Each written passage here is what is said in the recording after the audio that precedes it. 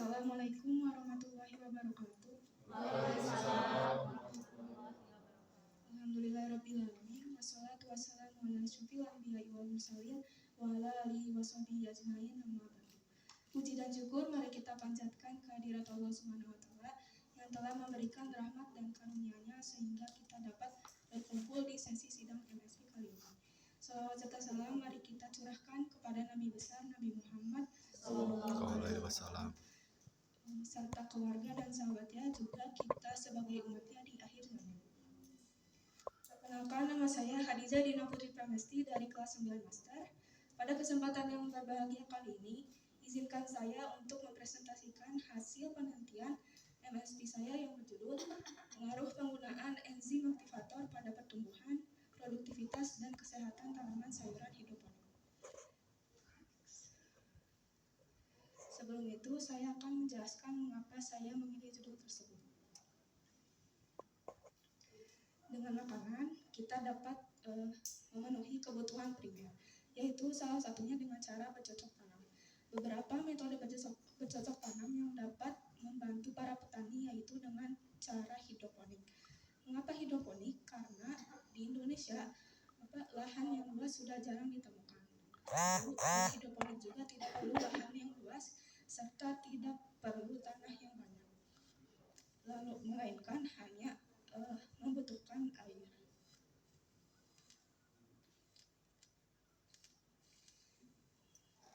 Tujuan pada penelitian ini yaitu dengan mengamati pengaruh enzim aktivator pada pertumbuhan tanaman dengan metode hidroponik. Metode pada penelitian ini yaitu dengan cara membandingkan pertumbuhan tanaman hidroponik tanpa dan dengan menggunakan enzim aktivator. Tanaman yang digunakan pada penelitian ini yaitu ada 3 jenis, ada sawi, selada, dan kangkung. Bagaimana cara agar melihat perbandingan antara tanaman dengan menggunakan enzim dan tanpa enzim, yaitu dengan cara mengukur tinggi tanaman, lebar batang, dan jumlah daun. Metode ini dilakukan dari tanggal 21 April sampai 10 Mei. Teori dasar. Berikut adalah beberapa metode pertanian di Indonesia. Yang pertama ada sistem ladang, di mana sistem ini pertanian yang paling minim menggunakan teknologi dan alat. Yang kedua ada sistem pekarangan, yaitu lahan pribadi yang berada di sekitar rumah atau tempat tinggal. Yang ketiga ada sistem sawah, di mana tanah digarap dan diairi untuk tempat menanam padi. Dan yang digunakan pada penelitian ini yaitu sistem hidroponik, yaitu bercocok tanam dengan memanfaatkan air. Berikutnya ada beberapa alat dan bahan dalam hidroponik, yaitu ada arang sekam, expanded clay, sponge, rock wool, dan coir. Berikut adalah beberapa cara hidroponik yang digunakan pada penelitian ini, yaitu sistem NFT atau Nutrients Film Technique System. Ada beberapa juga cara hidroponik seperti sistem sumbu, rakit apung, irigasi tetes, dan pasang surut. Berikut ada beberapa nutrisi hidroponik yang digunakan pada penelitian ini, yaitu kalium, di mana kalium dapat mempercepat dan meningkatkan kualitas hasil tanaman. Analisis dan pembahasan. Berikut adalah beberapa alat dan bahan yang digunakan pada penelitian ini, yaitu ada bibit kangkung, selada, sawi, air, gelas, enzim aktivator, rock wool, arang sekam, spons, netpot, pipa air, selang, box plastik, dan pompa samach. Berikut adalah video proses pembuatan bibit hingga menjadi tanaman hidroponik.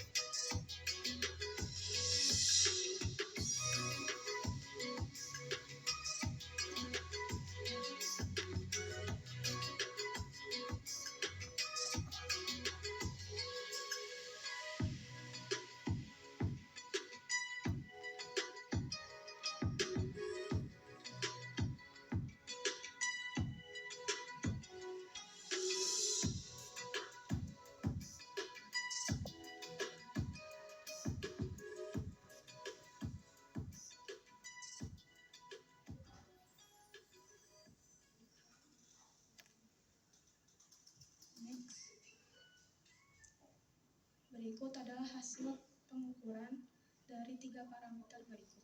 Ada rata-rata tinggi tanaman, lalu ada rata-rata lebar batang, dan maksimum jumlah daun. Dapat disimpulkan bahwa ternyata enzim aktivator hanya berpengaruh pada tanaman kangkung. Tetapi pada tanaman sawi dan selada, enzim aktivator hanya berpengaruh di jumlah daun. Saran pada penelitian ini yaitu yang pertama dilakukan percobaan dengan menggunakan jumlah enzim aktivator yang berbeda, seperti 2 tetes. Yang kedua dilakukan percobaan dengan menggunakan jenis enzim yang berbeda. Yang ketiga adalah faktor suhu yang dapat memengaruhi penelitian. Oleh karena itu akan dikembangkan pada pengamatan berikutnya. Jika Bapak, Ibu, guru atau orang tua penasaran hasil dari hidroponik saya, bisa mengunjungi booth nomor 7. Sekian dari saya. Mohon maaf apabila ada kesalahan. Wassalamualaikum warahmatullahi wabarakatuh.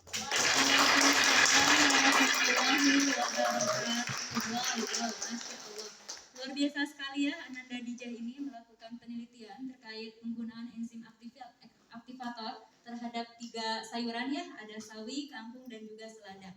Nah, mari kita mendengarkan komentar dari penguji pertama, Ibu Beina. Pada Bu Beina, saya persilakan.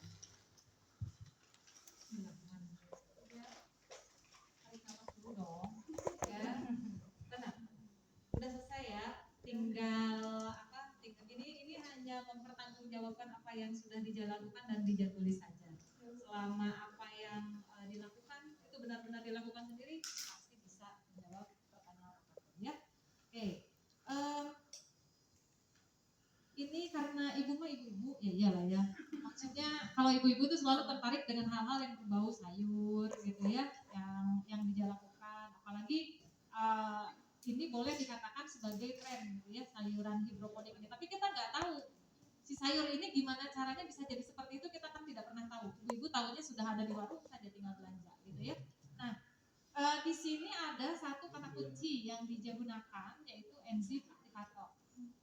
Ya, enzim aktivator. Ibu sudah baca di dalam karya tulisnya, dan enzim aktivator ini dibahas sedikit di latar belakang masalah ya. Tetapi ibu ingin tahu lebih lanjut nih. Itu bukan orang biologi ya, yang cukup awam dan itu tidak membaca secara menyeluruh, hanya scanning saja dari hasil karya tulis Dijah. Mungkin yang lain juga ingin tahu apa sih yang dimaksud sebagai enzim aktivator ini gitu ya, kemudian bentuknya seperti apa dan di mana cara mendapatkannya dan seterusnya, karena banyak peminat ini karena di pandemi ini jadi tren baru juga ya, cocok tanam itu. Nah, hidroponik ini jadi salah satu alternatif. Jika Dijah bisa menjelaskan, itu sangat berpeluang untuk memberikan inspirasi pada orang lain yang ingin mencoba gitu ya. Silakan. Apakah yang dimaksud dengan enzim aktivator ini? Ya, terima kasih pertanyaannya Bu Beina. Jadi enzim aktivator itu adalah nutrisi untuk mempercepat suatu tanaman. Dalam bentuk botol sih biasanya kalau belinya bisa di online atau beli di tempat khusus di tempat khusus hidroponik. Jadi memang sudah ada produk yang jadi gitu ya, si enzim aktivator ini. Oke. Nah, ini Ibu memberikan tambahan masukan barangkali ya, yang berkaitan dengan karya tulisnya, itu boleh nanti Dijah masukkan dalam karya tulis ini penjelasan lebih terperinci ya tentang enzim aktivator ini, karena yang menjadi keyword atau kata kunci dari penelitian Dijah adalah enzim aktivator. Tapi overall dari keseluruhan karya tulis yang Dijah buat ini amazing ya, sesuatu yang bisa ini strongly recommended untuk dijadikan referensi ya. Jadi nanti kalau ada yang mau melakukan penelitian lagi, karya tulis Dijah ini bisa dijadikan acuan gitu ya. Salut, selamat ya. Semoga ini tidak berhenti di sini, tapi akan dijalankan lagi pada waktu-waktu yang akan datang. Itu saja, terima kasih Bu Santi.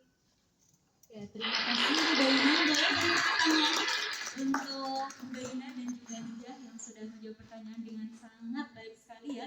Selanjutnya, mari kita dengarkan komentar dari penguji kedua pada Bapak Egi. Saya persilakan. Ya, terima kasih atas waktunya. Dijah, gimana? Vlog? Belum ya, sedikit lagi ya. Ya, karena tujuan dari MSP ini adalah kita semua siswa khususnya harus berani bertanggung jawab dengan apa yang dilakukan. Kalau memang semuanya sesuai dengan arahan, sesuai dengan aturan, ya tidak ada masalah ya. Yang jadi masalah itu ketika ada kecurangan di dalamnya. Nah, mudah-mudahan sampai saat ini, mudah-mudahan apa yang dilakukan oleh siswa-siswa SMP tersebut tidak ada kecurangan di dalamnya.